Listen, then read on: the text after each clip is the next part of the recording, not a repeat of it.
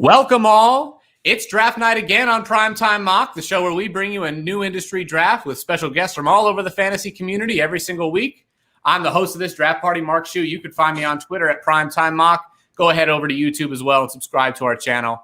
We've got a great show for you tonight. We've got a late round draft. I'm really excited to get it off. But first, we've got an announcement. And to make that announcement with me, I'm going to bring in my friends, the commish from from Team Rise or Fall and going for two. It's Chris Moshinskie, the commish. What's going on, Chris?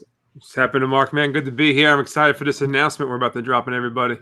I am excited too, and this has been a bit of a passion project for me for a while.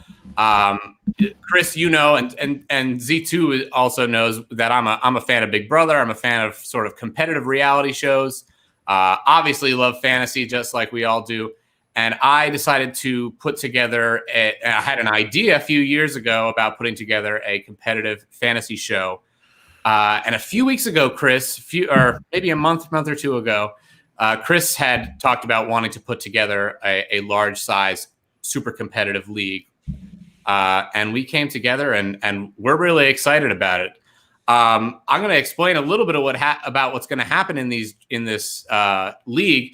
We're going to draft 22 teams will compete, 22 contestants. We're going to draft almost like a guillotine style league, but it's not like a guillotine style league once we get into the draft. We start every Thursday. We're going to have a DFS competition, a DFS showdown competition, where the winner of that competition is safe for the week. The rest of the league goes into the Sunday Gauntlet. All their players from Thursday to Sunday night count, and whoever has the lowest few scores, will go into a Monday night elimination showdown. The bottom score from that group will be eliminated every week, and we will cut down every single week until there's only one winner left standing. I am so excited about it. Chris, I know you're really excited about it. And I hope out there, if you want to sign up, go. I have a link on my Twitter. I've got a pinned tweet. You can find the link in there and go ahead and sign up. Chris, do you have anything to say? Yeah, in case you're wondering, 22 people are going to start this off at week one. The season's only, a 17-game season, so 18 weeks long. So the math doesn't add up. So there's going to be some twists and turns, and we're going to have some double eliminations and stuff like that. So, I'm a Big Brother fan too. So I'm looking forward to throwing that aspect into fantasy. And let's see how this pilot season goes. But I'm excited to get things going. And, you are in the presence of the leading scorer in Ryan Hallam's 75-person Big Brother Fantasy League. I currently have the top number. I'm hoping to keep it. I don't think it's going to happen. And I am pretty sure I am the lowest out of the 75-person. It is brutal. All right, let's get some of the rest of these guests into the draft. He's a graphic designer for RealDeal Fantasy. And for Triple Play Fantasy, he's my guy. Z2, what's going on? Tobe Zientek, how are you, man?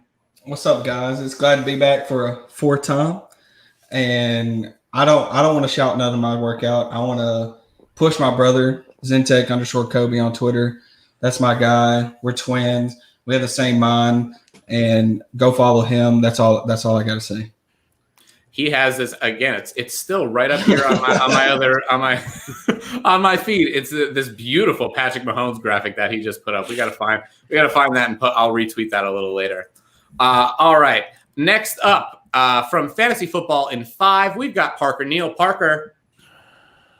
Hey, I'm super excited to be here, and this is my first time doing this. So I'm hoping to learn some strategy from you guys. But my co-host Taylor Vikes 28 and I just released our 2021 Draft Strategy podcast. You can find that on basically any platform. And we're really excited to get into the season. We have 2 different listener leagues going on this year, so lots of exciting things happening on our end. Beautiful. What's the name of that podcast that everyone can search for it? Just so lost him. It's just Fantasy Football in 5.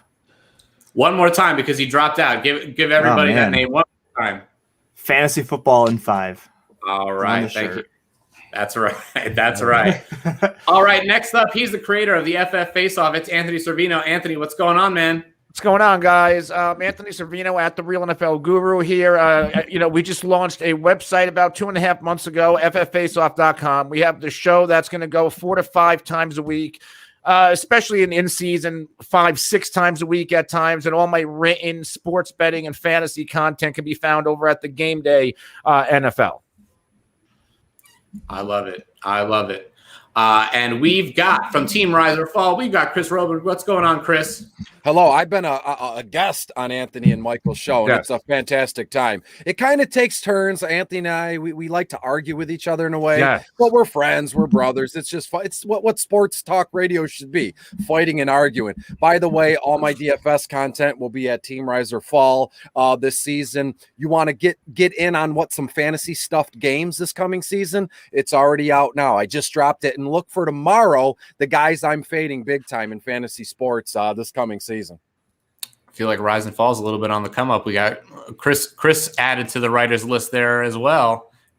We got two Chris's. We got two Chris's in the room, so this is gonna ruin my night. I'm just gonna ask one of you, Moshi. I'm calling you Moshi the rest of the night, my friend. We already had that. Yeah, me and Beastie had that talk when I joined Team Rise and Fall. There's only one Chris allowed, so we figured out. Yeah, he was first, man. Chris Moshi bent the knee. Is that what's happening here? I got respect, man. I got respect. I love it. I love it. All good. Okay, so guys, we have and I've already timed out, but we've got a late round draft here. We decided to take the first 10 rounds of a normal 12-team league, so 120 picks out of this draft here, and we're starting from round 11, and we're kind of slow going this time. It's okay. But I'm going to make my pick here real quick. Guys, why don't I throw it to somebody here, and why don't you tell me what are some things that we are looking for this late in the draft? What are the most important things we're looking for in a player we draft at this stage? Why don't we start with Anthony? Do you have a strategy you have going into these later rounds? Yeah, when I'm going into the later rounds, I look at my roster construction and what my biggest needs are. But a lot of times I'm very boring. I don't go in with a strategy, and I like to take the best player available. I'm a big running back guy, and usually around these rounds, and I took him here with my first pick was Nahim Hines. He's a player that even with all the issues with the Colts right now, Nahim Hines is the pass-catching back in an offense that really doesn't have a bunch of reliable pass catchers outside of Nahim Hines. He's going to be extremely busy, especially if they're with a backup quarterback or not Carson Wentz for 5 weeks. Yeah, sure. I do like Nahim Hines with his pass-catching ability, and he does. I mean, he brings something that nobody else on that team has. He was such a useful piece for them last year. Won them a lot of games in certain situations. So I like that a lot. Anybody else have any general strategy as they get this late? For me, I usually am looking for a player. I just say YOLO to the ADP. I just throw out whatever I want and pick whatever player that I think is best. Usually somebody with high upside.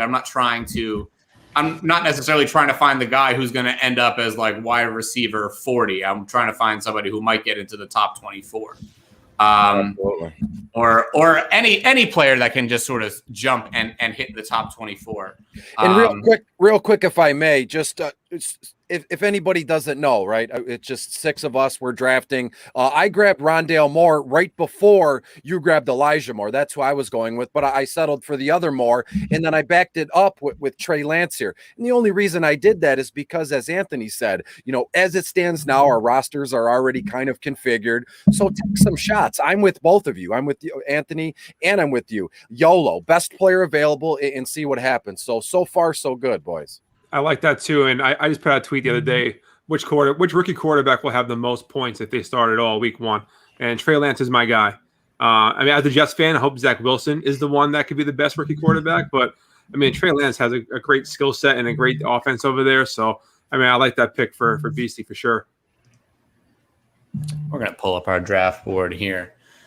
Anybody else want to talk about their picks? Parker, go ahead. Yeah, so with my later round picks, I trust veterans more often in these spots than some rookies. Now, obviously, if I had Bateman at my first pick, I would have taken him. I know Chris and I both have a love affair for Rashad Bateman this year. But I'm looking for these trustworthy guys who I can plug in and know they can give me that specific floor that I'm looking for. Marvin Jones is the ideal, bench receiver to have on your roster just because he always performs regardless of who's throwing him the football. And that's what I'm looking for, is these more trusted guys who I can guarantee their floor than a younger rookie who I'm not quite certain of yet. Sure. Yeah, that works for me. All right, guys.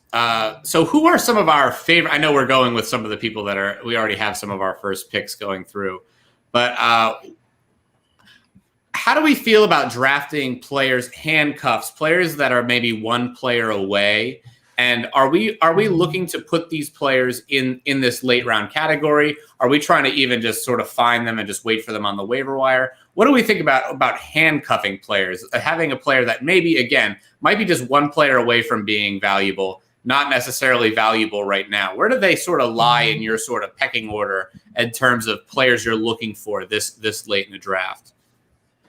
Well, this late in the draft, it's one thing, but it's not what point of the draft I'm in. It's when I'm drafting, right? We're August 5th. I'm not looking to grab handcuff backs, in a startup league. I'm not looking to grab handcuff backs in a redraft league. I've always liked the idea of, we all know the drill. If you've been playing fantasy football for a while, you know the drill. Like, that's when you load up for a playoff run. Grab your handcuffs by any means necessary. Trade, God willing, they're on the waiver wire. So I'm not huge on being a handcuff guy, but I am very excited about the handcuffs, because some of these guys, they have standalone value. If you look at, let's say, Tony Pollard or Nahim Hines, some of these guys, you would think they have more standalone value than handcuff value, but the general handcuff, let's say, like DeAndre Swift is the RB1 in Detroit, Jamal Williams is the handcuff, or does Jamal Williams have standalone value? That's up for you to decide as the player here.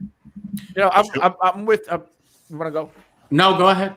I'm with Chris here. I'm not a big fan of handcuffing players, especially now we're working with an extremely deep roster here, but in our normal rosters and our listeners' rosters, you only have a couple of bench spots. So I want to use those spots for players that, in case one of my guys goes down, and what if it's not the handcuff? I need a player. I might be dropping that handcuff anyway, and I'm passing up on a player like Nahim Hines. Or at this juncture, my second pick was Henry Ruggs, who could be the legitimate number one wide receiver for the Las Vegas Raiders. Let me ask. I want to ask. Just push this back to you now, because we are still kind of far out. We're still very early into training camp. It's early August. Is there any value in having handcuff players? I do think it's valuable, like Chris said, talking about guys that can be valuable on their own, not necessarily just as a handcuff. But I feel like sometimes if you're drafting, if you're one of those players that drafts in July and August, is there value in having handcuffs then? I feel like that's a game within a game, right? Where we have to go through for, OTAs and summer practice. And then we have the preseason. That's a whole nother game. You got DFS, you have seasonal, and you can spend the summer just adding and dropping, but you're going to have to be very tuned into all the news and the notes. Like, oh yeah, Nahim Hines was awful today. So who are you going to turn to add, knowing that maybe you're just going to be juggling running backs for the next month. So if that's what you're into, then so be it. Yeah, like Anthony said at the top of the show, I'm a running back guy too, and I'm not trying to play in those waters where like you have the Josh Jacobs and Kenyon Drake situation, Chase Edmonds and James Conner. Like, I'm not trying to play in those waters, so I'm grabbing like the top guys if I can get them. Obviously, if I have the Delvin Cooks, Kamara, stuff like that. I don't want to try to figure out who's doing what. And then to BC's point with like OTAs and now training camp starting, you got to weed through the news and notes and like what's like the fluff, like what's like the fake news and what's like legit. Like N'Keal Harry is not having a great camp, but he's not going to be a top 12 wide receiver. So you have to know what to trust and what to just ignore. Sure. I want to butt in for a second. What do y'all think? So I took Latavius Murray at 104 in this draft, in this mindset. And I think he has a good floor because without Michael Thomas, we saw what Kamara did last year, and he caught so many passes, and Murray still had a safe floor with getting those rushing attempts. And I just want to get y'all's opinion on Latavius Murray as one of the top handcuffs, essentially, but also is still going to have a role. Listen, Latavius Murray might be the only Saints player I'm willing to draft at cost. I love Latavius Murray, this team, the Saints last season, with the regressive Drew Brees, and even when he was out of the lineup, they were 5th in team running plays per game. It was Kamara, it was Murray, it was Taysom Hill, and I'm banking on Taysom Hill opening the year as a starter. If Taysom Hill starts games this year, Latavius Murray could be a flex player in your lineup those weeks. Yeah, I love that you said that too, Anthony. I'm big on Latavius Murray, and I was just on a Going for Two show last night, and we talked about Murray a little bit, and no one seems to be bothered that he's 31 years old. I think he's been around forever since I was in diapers, but I'm an old man. But Kamara's going to struggle, I think, especially if Taysom Hill's his quarterback. They have to get him the ball because he's like the only pass catcher that they have in New Orleans. But if Kamara's lined up in a slot, or if they have to go 2 running back sets, Murray's going to get his carries. He can catch the ball in the backfield. I mean, he can get. I think he can get 900 total yards this season. It's not crazy. We're having a great time here on Primetime Mock, guys. We are about now. It would be through round 12. We're getting to the tail end of round 12. And I think we're in a spot right now, as I look here on the map. We've got a good number of these quarterbacks. Anyone with this Konami code, this Trey Lance, Justin Fields, Deshaun Watson, I'm willing to take a shot on them pretty early. Especially if I'm a late round quarterback drafter. If I've drafted Josh Allen early, then I'm probably out on these guys in a 1 quarterback league. But I think if you're going to wait on quarterback, even though we're not quite sure who's going to start, I think right now, again, Justin Fields, again, like we said, Trey Lance, all very good bets. I don't know how I feel about Deshaun Watson still. I have drafted him in a couple places, but I think I'm done drafting for the year. Anthony, how are you feeling right now? Hold on. I was counting. I'm still on Latavius Murray. Latavius Murray had 9 or 10 games with double-digit touches for what that's worth. But how am I feeling about Deshaun Watson? I just drafted Deshaun Watson in this draft, and there was a conflicting reports in the past 2 days. Well, the Eagles and the Texans are close to a trade, and then today it was they're not close to a trade. Deshaun Watson's going to be moved. It's a matter of when. And I think it comes down to if there is no court hearing until the end or after the season, the NFL has not put him on the commissioner's exempt list yet. There is a small shot he's out there in September. Very small, but I think it's not out of the question. What's your probability he gets moved? Because we know he doesn't want to play in Houston.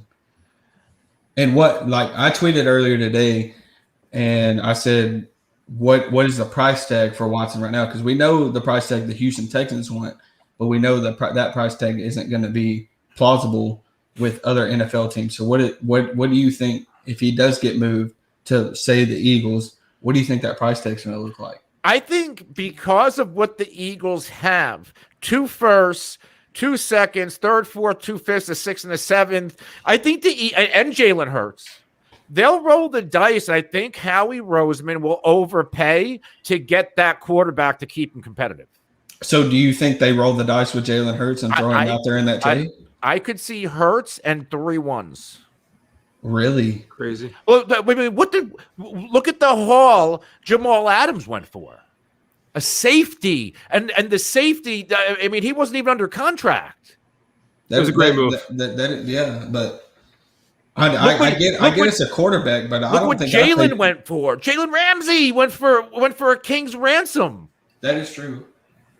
You have an Eagles team. You missed on Wentz. You moved off of Foe. I mean, you need a quarterback in Philly. Howie Roseman mismanaged a salary cap and the age of his players after that Super Bowl. He needs to save face. I think one thing that's really important to note here is this is all very bad news for Jalen Hurts. He's a guy who's already drafted by ADP before we were able to make our picks here. Do we think that he should be taking a bump down closer to this area? Because I'm actually getting to a point where I'm more comfortable taking it. It can't be in confidence. The Eagles cannot be confident in him being the starter at this point. So are we downgrading Jalen Hurts at all at this point because of these rumors?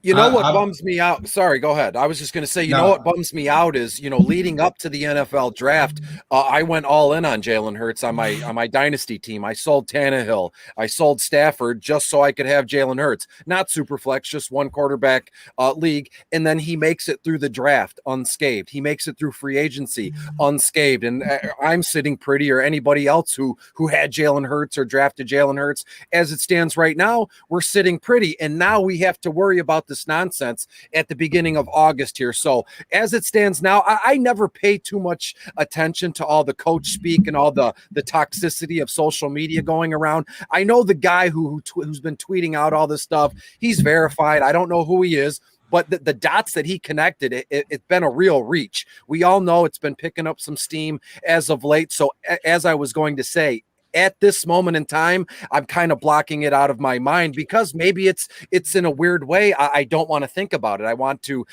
I want to make it through the summer and preseason unscathed with Jalen Hurts as my quarterback one. And I'm on the complete opposite spectrum of you. I tweeted out, and I hate to refer to tweets, but I tweeted out that Jalen Hurts won't end up as a top 8 quarterback like everybody wants him to. And I've heard all about this Konami code, like he rushes and stuff. Yeah, Lamar Jackson ran for 1,000 yards last year, and he was still only top 10. We're not going to see that push because he doesn't have the weapons around him. I get Devontae Smith, Jalen Reagor, but when he played last year, we saw a great stretch from him, but his completion percentage wasn't there. So you give him 17 games, and he still throws at the mark that he was throwing at last year with his completion percentage. We're not even going to want to stream him next year. And I've been fading him everywhere, Dynasty, whatever, because even in Dynasty, when you think about it, the Eagles have been linked in trade talks for Deshaun and everybody, so they don't trust him fully either. So it's make or break for him. And with all that pressure, make or break, can we see a top 8 QB season like they want him to have? Because if he doesn't have a great of a season as he has, he's going to be gone next year. He's going to be an afterthought for most of Dynasty rosters. And even redraft. The other thing is, I mean, really, the Eagles have gone all out to at least make sure that Jalen Hurts looks like the guy this year. He's got every opportunity to play. They got him Devontae Smith. They got him some weapons at least.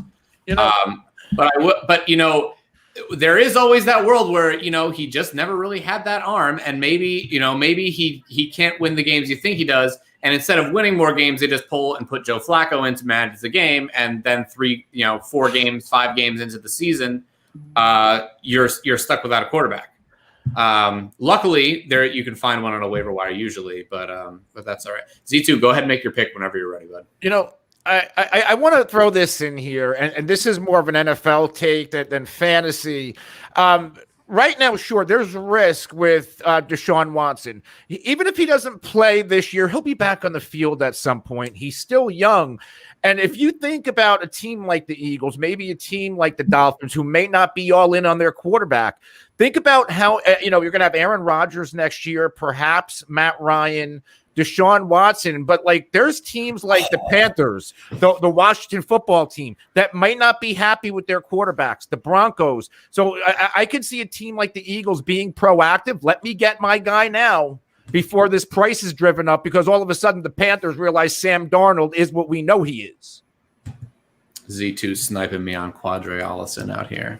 I mean, the Eagles have been trading Zach Ertz any minute now for the last 3 months. So, I mean, who knows if Deshaun Watson's really going to end up there. But, I mean, if Hurts goes over to Houston, though, I mean, does he have that much? I guess he does some less weapons over there. But, I don't know. I'm still not turning him down that much. But he doesn't fall off that much because the offensive line isn't much better. And he still has Brandon Cooks and Nico Collins, who has apparently been a great training camp star as much as you look into training camp news. Yeah, and the Eagles don't have many targets. They don't have many targets either. My whole thing with Jalen Hurts, if he learns how to throw over the middle, which he doesn't want to do with like a Dallas Goedert or Zach Ertz, and he said publicly that he doesn't like throwing over the middle of those guys, and that's what kills those guys' value. If he learns how to do that, then yes, he will excel above what I think he is. But until he learns how to do that, then I don't want to touch him. Are the weapons in Philly and Houston that much different? That's They're what I'm not. saying. No, they're They're not. not. Right. No, Brandon I'm Cooks agreeing. he's the top one out of both groups. Like I know the Eagles have the tight ends, but like Jordan Akins is a really good tight end, and I think he's extremely underrated. Jordan Akins. Yeah, sleeper. I'm in on Brevin Jordan as a rookie tight end this year. I think he's got the athletic profile to really break out in that offense, and I don't think Akins is much competition either. But he lost all that. He fell so far in the draft. I know. I was worried about that. But I think he's going to end up being a guy who, alongside Nico Collins, I think that young core of the Texans offense, let's say Watson stays or Hurts comes in, I think that young core of the Texans offense will at least give you some fantasy relevance. They're not going to do anything worthwhile in the division for a while. But I think Collins and Brevin and Jordan are two young guys that I'm going to roster in dynasty leagues. Z2, you're back up, man. And you're going to have to keep reminding me because We're here for a draft, Z2. We're here for draft. y'all got me talking, and I'm forgetting completely about this sleeper draft that we have right now. It's all good. When the conversation's good, it's all right. That's what we do it for. We have the mock to break the ice a little bit, but I enjoy just the conversation that we can put together with these shows. Oh, Z2, another good one. Jacoby Myers and Quadre Allison back to back are two players that I love right now. I have long been on Jacoby Myers. If you owned Jacoby Myers last year, I know that the Patriots was a tough offense to want to start a player in, but man, he looked great. And if the quarterback play can be even just a little bit better next year, I really think Jacoby Myers has something to show. Anytime late at this point, I don't care about where you're picking these players at ADP.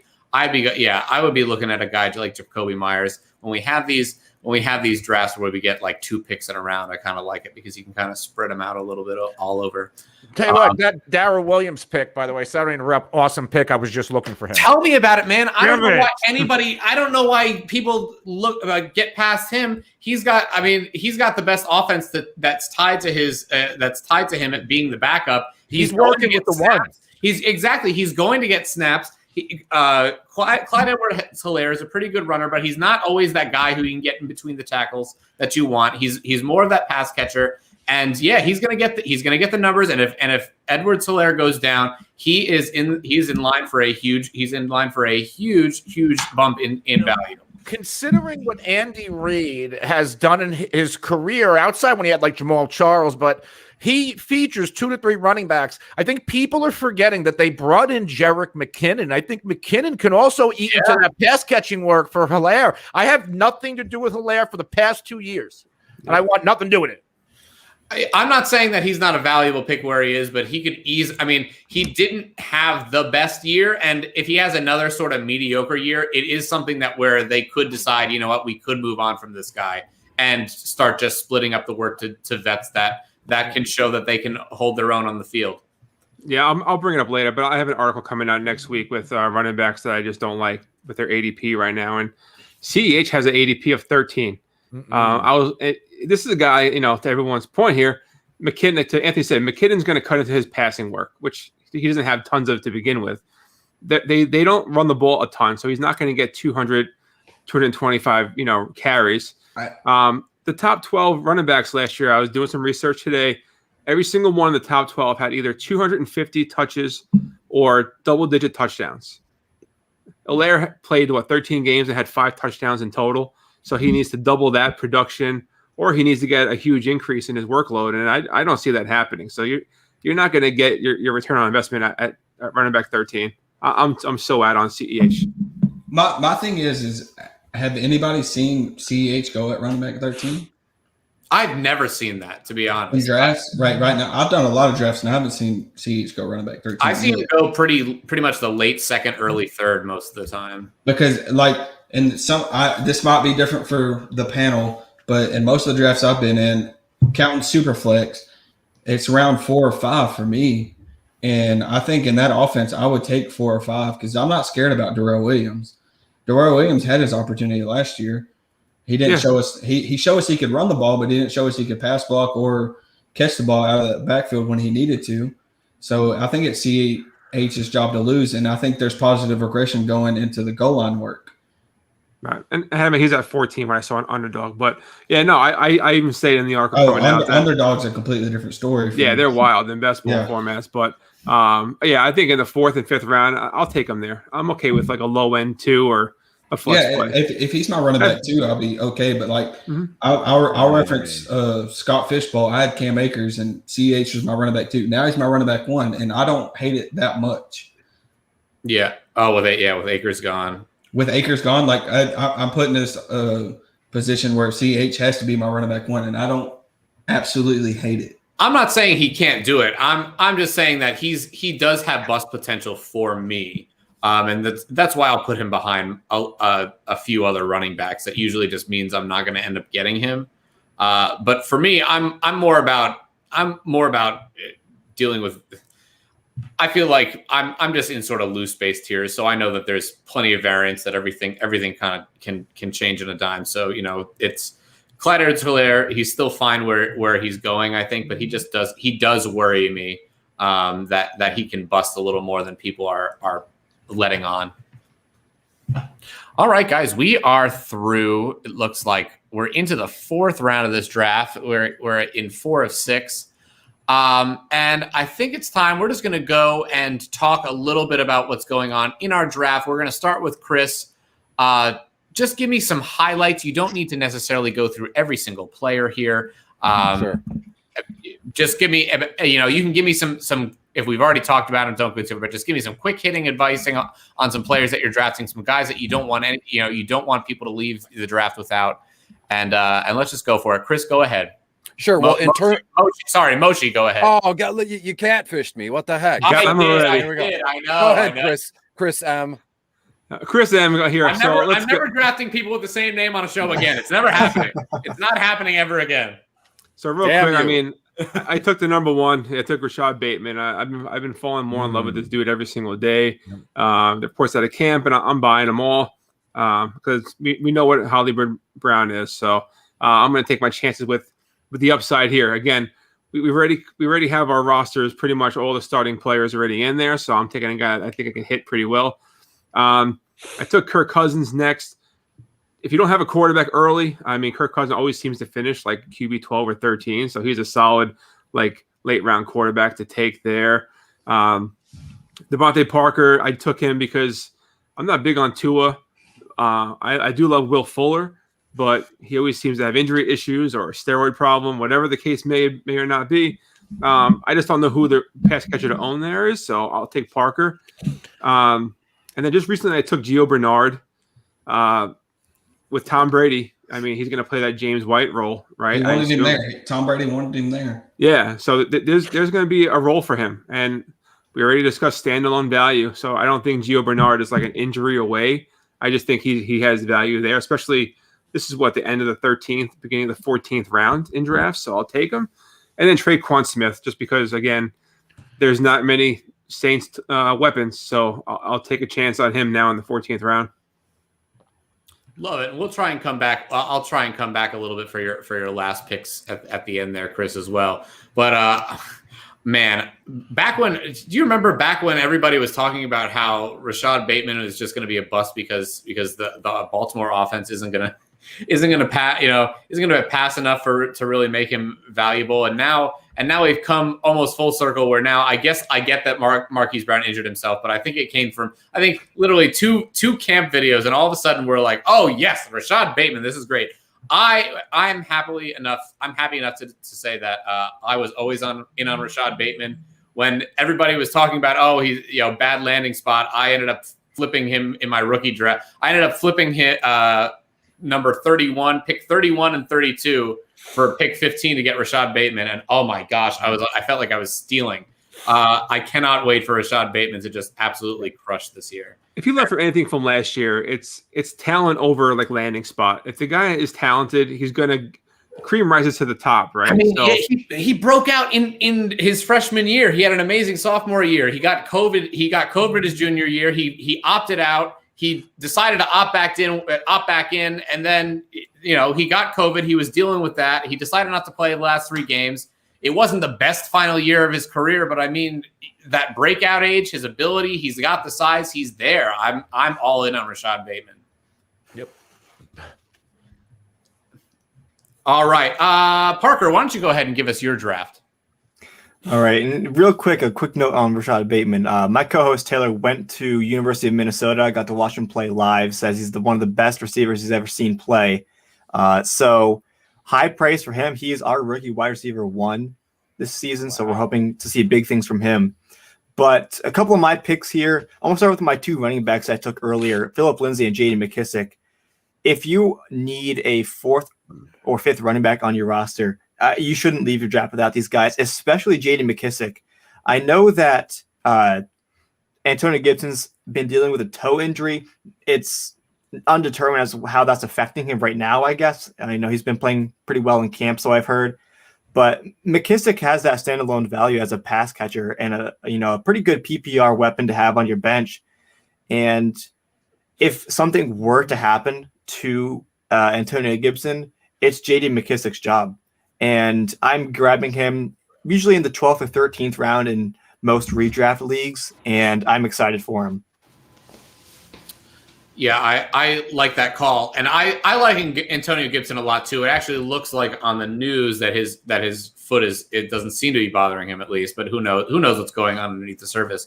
But the thing that people sort of forget when they fall in love with a player, like people are falling in love with a guy like Antonio Gibson, is the second that you're in a draft and he's not drafted to your team, you can sort of play the other angle, and that can still be to your benefit. If you don't have Gibson, you can still pick up McKissick this late, and if something happens, then you've got a guy.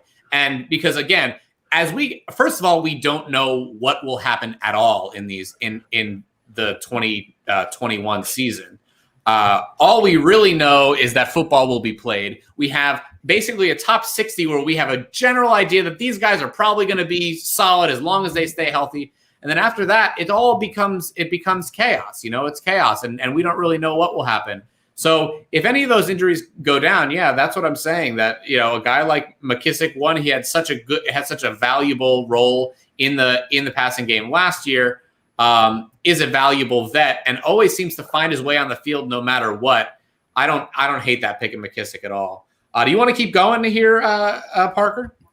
Yeah, I'd love to. I took Nico Collins in the 8th round of this draft here, and I said it earlier.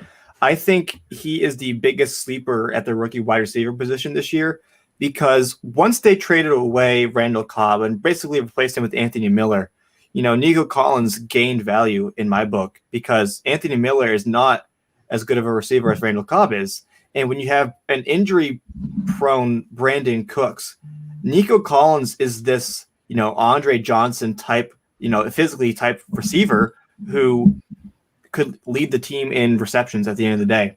That's how high I am on Nico Collins. And he's the last guy I might take in my draft because no one's really taken him. No one knows about him. 3rd round guy out of Michigan. So he's a guy I'm taking 10 times out of 10 in the final round. He is one of those guys that I feel like could just end up being like a PPR machine. Just like he's not getting a ton of long yards because he's playing on the Texans and they don't go for many yards on a normal drive, but he'll be getting a ton of catches. And yeah, a guy like Cooks might have trouble, if their O-line is bad and their quarterback is bad, whoever's throwing him to them. I mean, Tyrod Taylor is, he's not the most accurate passer. I think Cooks is undervalued. I think he's undervalued too. I absolutely agree, but I also think that there might be times where his value might be capped based on the inability to sort of go deep with their quarterback. But again, like I'm not putting your take to like raps or anything. But hey, roast me all you want. No, but like it's a thing where you're not drafting Brandon Cooks to be the guy on your starting roster. You're drafting him because we saw what he could do at the last 6 weeks of the season where he was putting up double digits without Will Fuller. And he's the guy there in Houston, whether it's Tyrod Taylor, Davis Mills, or hell, even Deshaun Watson, because we don't know yet. And he's going to be the guy there, and he's going to be a PPR monster, even though he's been more of the yardage guy most of his career. But he's still going to be a target monster like a Jarvis Landry or whatever, not coming out of the slot, because he's the most trustworthy guy there in Houston. Oh, sure. No, and I don't think that – I think where Brandon Cook is going, he's a screaming value. I've been picking him up in a lot of different places. I think I have him in my Scott Fishbowl League. I've got him in a couple different areas. But I guess what I'm saying is that the reason he's so far down that list, I'm not exactly sure where he is.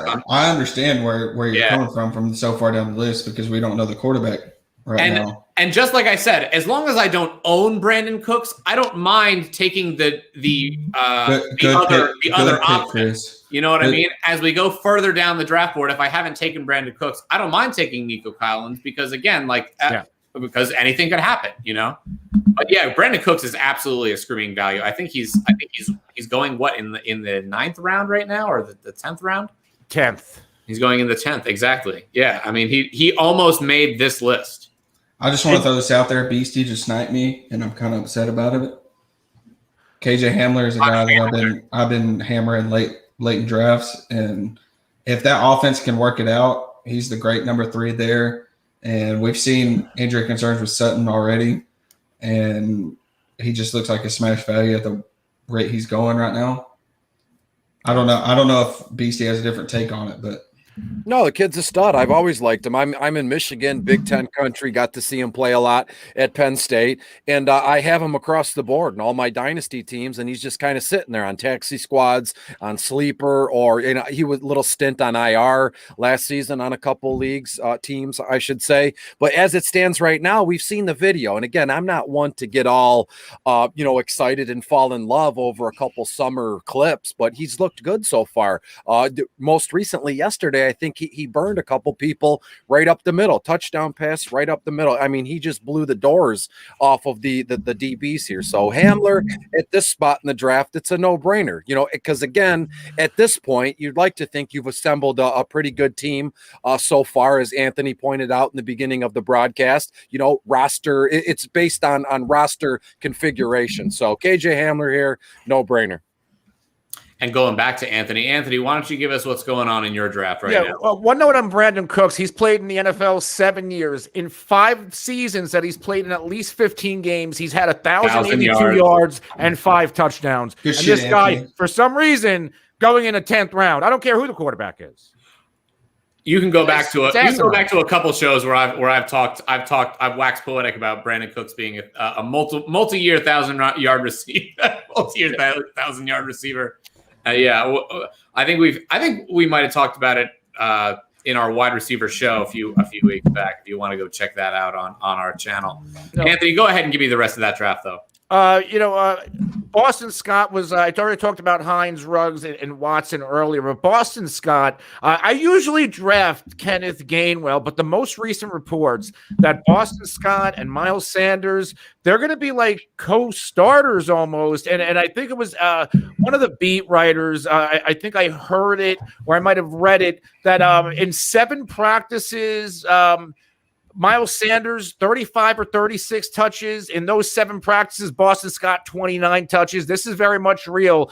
So I drafted Boston Scott for that reason. Last year, Miles Sanders, obviously the better rusher, but both Scott and Sanders, 5.6 yards per touch. I wanted a piece, and I love Rashad Bateman, but if I wanted a piece of that Ravens passing game, we could see a little bit more throwing from that team. So I grabbed Sammy Watkins. T.Y. Hilton is even dropping further than he already was. We're going to see Carson Wentz at some point, so I love that pick. P. Ryan, obviously, Gio Bernard's in Tampa. Mixon's not always the healthiest guy. I wanted a piece of that backfield. Marquez Valdes-Scantling, I believe, led the NFL in yards per catch last year. Gerald Everett follows his offensive coordinator to Seattle, who has been looking for a productive tight end since Jimmy Graham. I mean, I'm all over the place here, but that's pretty much the quick reasoning for my last few picks. I love it. Where was it going? The one thing about T.Y. Hilton for me is, I mean, I think that he's still, especially with Wentz there, I did think that he had a chance to jump up, but I do worry if Wentz is not going to start the season, I think that a guy like Hilton is going to easily be dropped and you can pick up on a waiver wire maybe in week 3 or 4 when Wentz maybe comes back healthy. I don't know. I mean, not that I like Hilton, but I don't know what the news is going to show, but for me, Hilton, I might wait. I might wait until someone is impatient and drops. To be honest, I think that Jacob Eason is the QB1 in Indianapolis. I don't think he's going to grab the reins of this quarterback, and he's not going to look back. Are we sure? Really? We don't even know. He's been my fourth QB in Superflex. We don't even know when Wentz is going to come back. What did it say? 5 to 12 weeks. I mean, worst case scenario. I think it's upward of 10. Yeah, you're looking at what, week 7, week 8? 5 to 12. I mean, that division is going to be, I would like to think that division is going to be competitive, but it might just be a two-man race there between Tennessee and the Colts. So they're going to be playing meaningful games, in week 7, week 8. And I'm telling you now, I published that thought in an article. I doubled down today, and then I tripled down in a video today. So Jacob Eason, I got a lot to lose if he falls on his face, but oh well, it's August 5th. I like it though. I like it. It's going to help me out in my dynasty auction this coming week. I do have Wentz. I'm actually really hurting for quarterback in a super flex contract league right now, and I might have to pick up Eason that now. And Anthony, go ahead and make your pick, and then Z2, why don't you give us your draft? Oh, sorry about that. No worries. We'll put the suspense on Anthony to make his pick. There we go. Good. Jaguars plus 700 to win the AFC South. Any takers? I wouldn't take it. I think Tennessee's the team to beat. I mean, you got $10 to burn on FanDuel Sportsbook. You can. I'm able to. It's not bad. It's not bad. It's not bad with the reports we're getting from Lawrence and here's the thing. My thing is the offense is going to be good, but I don't trust the defense. Yeah, that defense is going to be bad. I had my money on the Colts, so I'm kind of in a holding pattern. But actually, plus 700 right now is not the worst. It's not so bad. I know Tennessee's defense isn't all that, but they can stop more than the Jaguars, I think. Unless Josh Allen just takes that miracle leap into stardom this year. That's a quarterback. That's the real thing. Is that the Jaguars? Their defenses are probably just about even, but the Titans sure have a way better offense right now. That's where I would be going. Z2, go ahead with your draft now. Okay, so we talked about Latavius Murray earlier about the Saints, but Russell Gage in the second round this late, I'll take it all day. I think he's going to be either competing for the number 2 spot or number 3 in Atlanta behind Kyle Pitts. And I think it'll take a little bit for Kyle Pitts to get going in the first 3 weeks of the season, even though we've seen the tape and we've seen the training camp videos. But I think he's a smash value late in drafts because we saw what he could do without Julio last year. And hell, he can even pass the ball. And then Troutman, without Jared Cook, somebody's going to take that role. Without Michael Thomas, I think that was a great value this far. Gabriel Davis, I think he's going to take a leap in Buffalo's offense with all this Cole Beasley news. I don't know if he's going to play or not. So he might have the Y role in that offense. And then Ollison was all based off Mike Davis. We saw him fizzle out late in the season after the McCaffrey injury. So that's just hope and prayer. Jacoby Myers, in my mind, is the number 1 in that New England offense. I don't care how much money they paid Aguilar. I don't care how much money they paid Bourne. It's going to be Myers to lose for those targets because he showed with Cam Newton that he can funnel those targets in. Xavier Jones was just hope and prayer. It's the back after Darrell Henderson. It's Henderson's job to lose, but I think Jones can give a good pass catching role. He's shown in camp that he can catch the ball. Tua, this late in drafts, it's just an upside play. I feel like he can go to the moon once he learns his offense, and there's nothing stopping him. Chuba was just a handcuff for McCaffrey, and we saw what Mike Davis did last year, so Chuba's the next one up. And then Shepard's the guy to own in the Giants offense in my mind with Galladay's injury news 2 to 3 weeks. Shepard's the guy you want to draft. I know Darius Slayton is there, but Shepard is the PPR monster. Evan Ingram's nothing to me because we've seen it for a long time, and he still can't do nothing. Shepard's the PPR monster there. And then James White, there's always a floor guy late in these drafts, and it's James White because New England will pass to the running back. I don't care if it's Cam Newton or Mac Jones, but he has a safe floor of at least 4 to 7 catches every week. And in a PPR format, that means a lot.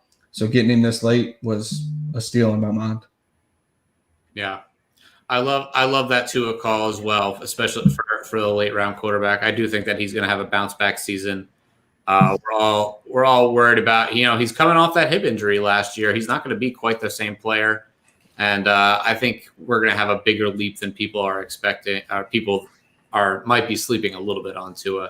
I don't think we're going to have that like Konami code like we thought we were. No. But like who drafted Devante? Chris, he did. Chris was talking about Devante, and I love Devante as the number 1 wide receiver in the Miami offense. But it's also the fact that Devante's never played around a guy like Jalen Waddle or a Will Fuller, so you put them into the mix. Mm-hmm. I think that ups Devante's stock. Even though he's going so late, he's still going to be a little bit valuable because we can go home. Let's see what he can do with 2 other targets, plus Mike Gesicki and Myles Gaskin out of the backfield. That just shoots to a different level than where he was drafted in this draft. And now 1 quarterback leagues, he's probably going to be on your waiver wire. Oh, yeah. But in Superflex, if you draft in the first 4, you get a Kyler, Josh Allen, Lamar, Patrick Mahomes, and you wait until like the 8th, 7th, 8th, then smash it. That's a smash value. We had a flex draft a couple of weeks ago, and all the Dolphins were all we were talking about. Everybody has their favorite guys that they want to pick in those mid to late rounds. I'm going to target at least 1 Dolphin probably in the rounds like 8 through 12. You're gonna bet up. You can bet on it. Chris, go ahead and give us your draft, and then you can sign off because I know you got to get out of here. Yeah, absolutely. Thanks for having me. Really quick, the one guy I want to talk the most about is Marlon Mack right there. As you can see, 1, 2, 3. It looks like five picks in for me. Marlon Mack, we know that the Indianapolis Colts absolutely love this kid, right? They signed him to an extension last season. He hurts. I mean, he looks good in camp. We've all seen the agility and the foot drills. I mean, Marlon Mack is going to be okay. And I don't care what people say about now. Jonathan Taylor he's now relegated to the 3rd round of our drafts because Wentz is gone and their stud right guard, I think it was at right guard or right tackle, is gone, having almost the identical surgery that Carson Wentz is. Both of these kids are going to be good. And then you throw in Nahim Hines, who Anthony grabbed, and it looks like a cluster F, right? People tend to shy away from that stuff, especially on social media. All these toxic, awful people that try and tell you they try and say, well, what I'm doing is right. What everybody else does is wrong. Well, hey, guess what? I'm allowed to make my own decisions, and I prefer Marlon Mack. I think they can all work in tandem. They all will have a different role. Jonathan can grab the ball and run through the tackles and the guards. Hines can grab a couple swing passes, wheel routes, whatever. And then Marlon Mack isn't going away, and it's all about value. Everybody throws that term out. Where's the value? What's his ADP? That stuff's important. ADP is useless to me in some cases, especially right now, but value is where you want that. And Marlon Mack, where we got that would 16th or 17th round in addition to our already established teams here. So give me Marlon Mack. And then for some odd reason, what Anthony said at the beginning of the broadcast, it was a bug in my mind. He goes, I'm a big running back guy. And then look what I did. I went Mack, Mattinson, and then Tevin Coleman, who is another guy. People are just, they're throwing him to the wolves. Same thing with Phillip Lindsay. Right after I drafted Tevin Coleman, I searched for Phillip Lindsay because, again, in all the drafts that I've done so far this summer, all the mock drafts that I've done, I've always grabbed Tevin Coleman, Phillip Lindsay back to back. 2 good running backs that have, a clear path to playing time. I wouldn't go that far, but it's right there. You can touch it. You can see it. So give me Tevin Coleman any day of the week. He said everybody's healthy. Again, coach speak, camp talk. Who cares? And then that's what I got for you. I love the three young wide receivers I grabbed. Elijah Moore, no brainer. Amon-Ra St. Brown, who's here in Detroit. He stayed after practice, working the jugs machine. So I love kids and guys with high character. I love guys, and kids that put in the work, right? They keep their head down and they go from there. They're not dancing on TikTok, and they're doing their job. That's what they get paid to do, is play football. And we get paid to talk about it and have fun on a Thursday night. So thanks for having me, guys. Of course, Chris. Thank you for coming. Thank you for I'm Beastie. I'm glad I'm not in any drafts with you, because we think a lot alike, and I'd probably be pissed off the whole draft. Anytime you want some, come get some. I'll send you some head-to-heads during the DFS season. Don't worry. That's not why. I don't want anybody to get in over their head, or that's all I need on Twitter. Z2 saying, Chris, we played head-to-head and he took my rent money. Then I look like the jerk, and so we'll leave it alone for now. No. If you beat me fair and square, you beat me fair and square. But I got some knowledge in this brain too. I know. You're very formidable opponent. I would be honored to play you head-to-head. Beastie, before you go, you've got one more pick. Do you have a guy in mind? Let's talk it out live on the air here. So my initial reaction, my first thought here, you look at Ramondre Stevenson, would be a great pick, but they put him on the PUP or the IL or whatever it is there. So I'm going to slide over and look at the wide receivers really quick. John Brown, Manny Sanders, Mims, Tony. I want nothing to do with Kadarius Toney. I think the play for me here is Amari Rogers. And the only reason I'm making that selection here is because Aaron Rodgers is now back. Let's say if it was still Jordan Love and at taking the QB1 snaps and Rodgers wasn't back, I wouldn't even think about that selection. But with Aaron Rodgers there, we know what this guy can do with the full complement of wide receivers. Did you see that video today of him throwing the ball into a bucket from like 60 yards? I mean, the guy is insane. He still has it, that God-given natural ability. So give me Amari Rogers. I would imagine now Amari was suppressed in his ADP, and now we're going to see it climb again with the addition of Aaron Rodgers back at Green Bay. My thing is, I've heard a lot of talk about his ADP getting suppressed because of Randall Cobb. Yeah. You know what? Playing that same role. To be fair with Randall, I mean, I've always enjoyed Randall Cobb, watching him all these years. But he is old. Yeah, and I wouldn't be shocked to see Cobb just a healthy scratch and street clothes for a handful of games this coming season. So I'll leave it alone. We don't know anything. I don't know anything. It's only August 5th, but talent will always win out. I'd like to think Randall Cobb. I didn't think we'd be spending 10 minutes talking about Randall Cobb, but Randall Cobb is, he's kind of like a safety blanket. Him and Rodgers, we know the deal there. He's kind of wandered aimlessly across the NFL since leaving Green Bay. Now he's back, and it's all fun and games and practice in the locker room. They can eat dinner together. Who cares? But when the rubber meets the road, I don't know how much value or how much oomph Randall Cobb is going to be in game action. So I'd prefer Amari Rogers all day over Cobb.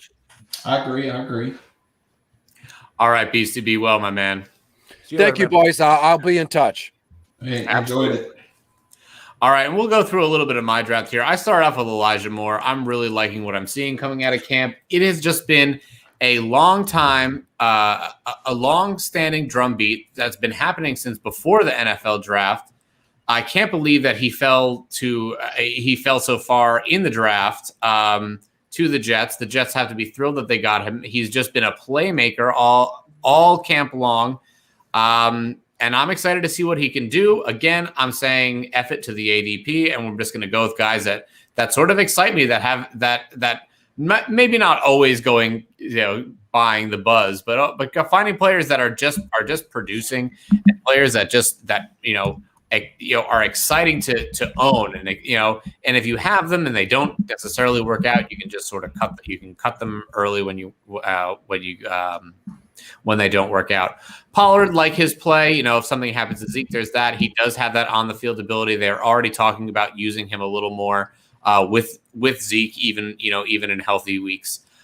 Justin Fields talked about his Konami code. Love that. Love what I'm hearing about Bryan Edwards coming out of camp. I probably took him a little too early. Might have been a little too hyped on that one. I might have waited a couple rounds or two, but you never know what happens in these sharp drafts here.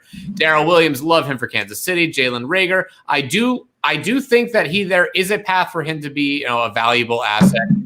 It is going to be tough. Again, we were talking about Jalen Hurts and who he is as a passer. But I think this late, having a second-year receiver, there is often a second-year leap that you can see that intrigues me about Reagor. Rashad Perryman going to be the X, it looks like, for the Lions, and that is just something that I'm willing to buy in this late in the draft as well. Maybe get me a guy that I can deal with and have every single week. That if there's somebody who's injured or anything like that can be that guy that I can put in and get me 10, 15 points. Evan Ingram this late, don't hate it. He does have. I know I feel like I need a shower doing it, but I did take Evan Ingram. You felt dirty picking that. I felt dirty picking it, and usually I pick Everett before Ingram, but I do think that his value has gone a little too far. It's gone a little too far down below where it needs to be. You're the only one. I know I am, and believe me, I hate it. But this is round 11, 12. I don't hate it where you picked him at, but I just it's mid 15th round. So if he's your first tight end, I don't hate that at all. If he's your first tight end, you need to just go quit the league. I feel like I have Cootie. If you don't have the top three, if you don't have the top three, though, if you don't have your top three tight ends, you're not making a splash anyway. So what's the point of spending all that money on it, spending all that capital on a tight end? And if I can get it, if you're getting Evan Ingram in the 15th, I'm fine with rolling him out and seeing what happens, and then playing the game, because I do that pretty much every year in a couple of leagues. If you're used to it, you play that tight end stream, and it works out just fine. Sometimes you get screwed, but again, everybody's getting screwed because only a few people have Travis Kelce, only a few people have Waller. All right, if I'm not drafting a top 3 tight end, which I usually don't, I'm waiting until the 9th or 10th round to grab a guy like Tanyan or Logan Thomas. Same. Sure. Yeah. And as far as that's concerned, I would rather spend up on a Konami quarterback in the late round before my tight end. Because ultimately there's that quarterback has a much higher chance of actually making a difference if they pop. If a guy like Fields, that's why I'm going to take him way ahead of a tight end. I want those Konami code quarterbacks. If I'm looking late round quarterback, late round tight end.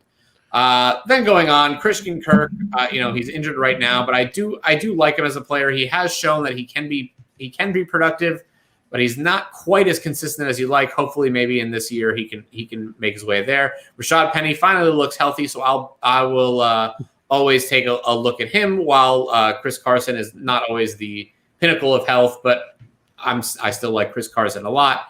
Rashad Penny is a guy that I feel like is going to be that too. He's going to get the work, and again, this late, I'm happy about it. Van Jefferson is an upside play for me. I do think that he'll probably be. I mean, it might be Deshaun Jackson, but he also might be, involved in those 3 receiver sets more often than people think. So I'll take a shot on Van Jefferson. And Taysom Hill, I do think that he's got the job, at least to start. And where you're getting him, he's at streamer level. He's got the Konami code, and in those first few weeks, if you haven't picked up a guy, you can know that you can go all the way to round 16, which would be 16.11 in this draft if we did it actual as a real draft, and you can still find Taysom Hill, and he can still probably put up a quarterback 1 week for you. After that Jameis Winston video, he's the quarterback for me. Yeah. What is Jameis doing? Why does he do all these weird exercises that don't? He's for the memes, man. He's doing it. I think so people will talk about him and maybe want to trade for him. That's what I really think is happening. I don't think that, but it's just he's trying to prove himself as good as Taysom Hill is what I think he's trying to do. Yeah. Well, we'll see. All right, guys. Well, this has been a great time. Chopping it up, talking late round values here. I want to go through and just get everybody to sign off real quick. Z2, tell them where they can find you. You can find me at Z2 Fantasy on Twitter. all the graphics from Real Deal Fantasy and Triple Play Fantasy come from yours truly. And y'all know enough about me on Twitter, and I've done my time of gloating about myself, but I just want really Zientek _ Kobe on Twitter he's got a better fantasy mind than me. We're twins. He's my brother, and I know it's weird to push something like that, but just go follow him. Like, seriously. I love it. He's got it. I love it, Z2. Be your brother's keeper. That's good. That's good with me. All right. Parker, go ahead and tell them where they can find you. All right. Well, thanks for having me on. You can find us at Fantasy F-Ball in 5. It's the number 5 at the end of the handle, not spelled out. And we're on YouTube as well. It originally began on YouTube, actually, and then transferred to the podcast world. But same handle, Fantasy Football in 5. Pretty much any social, you can find us there too. And make sure to check out our podcast. We just released our draft strategy, and we're coming out with our positional rankings next week. All right, Anthony Cervino, go ahead. What's going on, guys? Anthony Cervino, the Real NFL Guru on Twitter. All my on-air work can be found at the Faceoff, fffaceoff.com. I do guest spots all over the place like this one. Also, all my written content, betting previews, and fantasy previews over at the Gameday NFL. Right now, if you're paying attention to the Hall of Fame game, that under looks really, really good. At the lock right now. All right, and my guy, Chris Moshinskie. Moshi, where can they find you? You can find some of my written work over at teamriserfall.com. I'm doing a series of ADP, basically going to rise above or fall below. Some more writing, fantasy player outlooks over at goingfor2.com. My rankings are at goingfor2.com as well. And then this season, you'll catch me Thursday nights at 7 o'clock on the Dynasty Gambit part of the Going for 2 live lineup. So excited for that opportunity. And then doing these guest spots like this too. I'm excited to be here. Thanks for having me again, Mark. Absolutely. Thank you all for coming. You can find me on Twitter at Primetime Mock, and you can find us on YouTube for Primetime Mock. You can go subscribe to the channel if you're not already here. Next week, it looks like we're going to go for a full draft, the first one in a while that we've had. We're going to go beginning to end. We usually take them in small chunks, but we're getting close to the season, so we've got to do full mocks here. And we'll start that again next week. Just like I said at the top of the show, if you are interested in fantasy football, go ahead and sign up on the pinned tweet on my Twitter page, again at Primetime Mock, and we will see you next week. Have a good weekend, everybody.